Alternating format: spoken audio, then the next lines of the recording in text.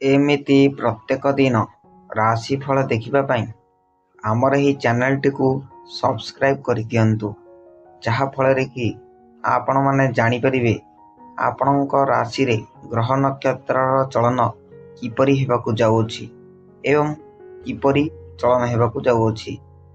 नमस्कार दर्शक बंधु, आज आमे जानिबा मेष राशि व्यक्ति विशेष मानकर जीवन रे अगस्त मास रे किपरि बड़ परिवर्तन हेबाकु जाउछि एवं मेष राशि व्यक्ति विशेष मानकु किपरि खुशी मिलिबाकु जाउछि। देखंतु आपणकर पंचम घरे देवगुरु बृहस्पति गोचर करुछंती एवं आपणकर सप्तम गृह रे शनि विराजमान करिछंती। देखंतु देवगुरु बृहस्पति हेउछंती धनर प्रतीक। आपणकर पंचम गृह रे अवस्थान करिछंती, जहा फल कि आपणकु धन प्राप्त होई पारे एवं आपणकु दीर्घ 5 वर्ष मध्य रे एमिति भी किछि मिलि नथिबो जहा एही अगस्त मास रे मिलिबाकु जाउछि।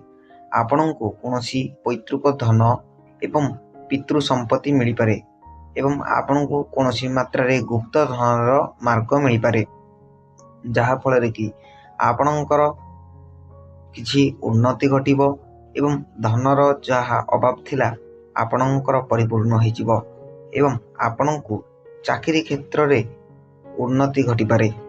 आपणकर स्वास्थ्य पूर्वरु खराब रहउतला, एबे ताहा भलो हेबाकु जाउछि।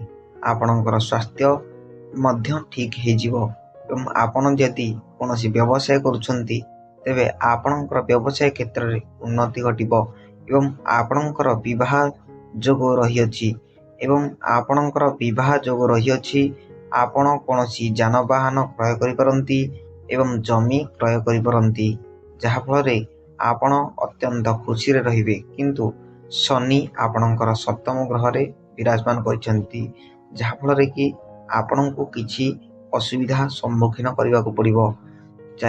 आपण यदि चाहिबे शनि देवंकु संतुष्ट करबा पई आपण प्रत्येक शनिवार दिन अपराजिता फूल आनी शनिदेवंकु चढ़ाई आपण अरुआ अन्न खांतु।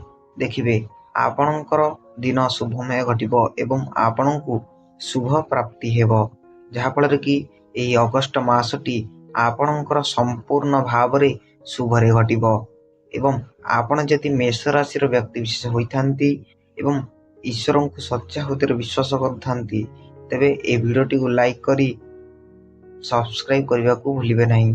रहुचु, धन्यवाद।